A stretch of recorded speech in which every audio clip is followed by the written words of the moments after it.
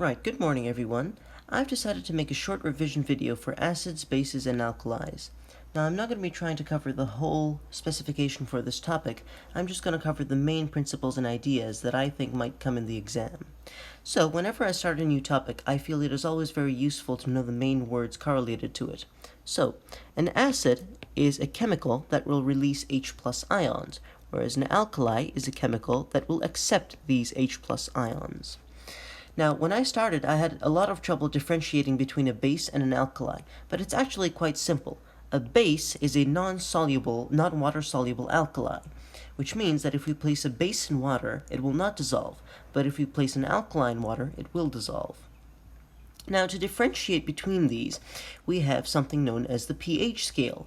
The pH scale is a logarithmic scale, which means that as we move from the middle to the left, the acidity is going to exponentially increase, and as we move from the middle to the right, the alkalinity will also exponentially increase. So, for instance, a pH of 2 is going to be 10 times more acidic than a pH of 3, and a pH of 3 will also be 10 times more acidic than a pH of 4. But this means that a pH of 2 is going to be 100 times more acidic than a pH of 4, because a pH of 2 is going to be 10 times 10 more acidic than a pH of 4, which is going to be 10 squared times more acidic than a pH of 4, which is going to be 100 times more acidic than a pH of 4.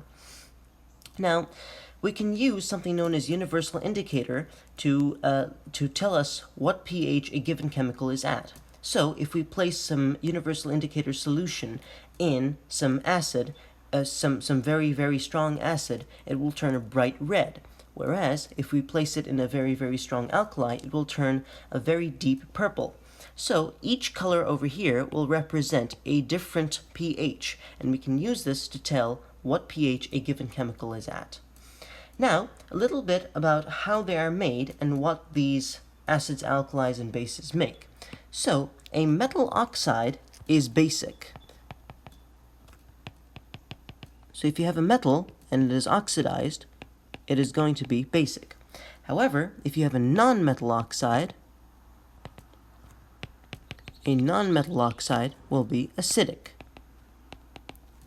Now, also, if you take these bases and these acids and you mix them with metals and metal carbonates and other bases and acids, you will get some other reactants. So, an acid plus a metal will result in salt and hydrogen over here, whereas an acid and a base will result in salt and water, and an acid and a metal carbonate will result in salt, water, and carbon dioxide. And we may be asked these in the exam. So hopefully this helped with our revision. That's all for now.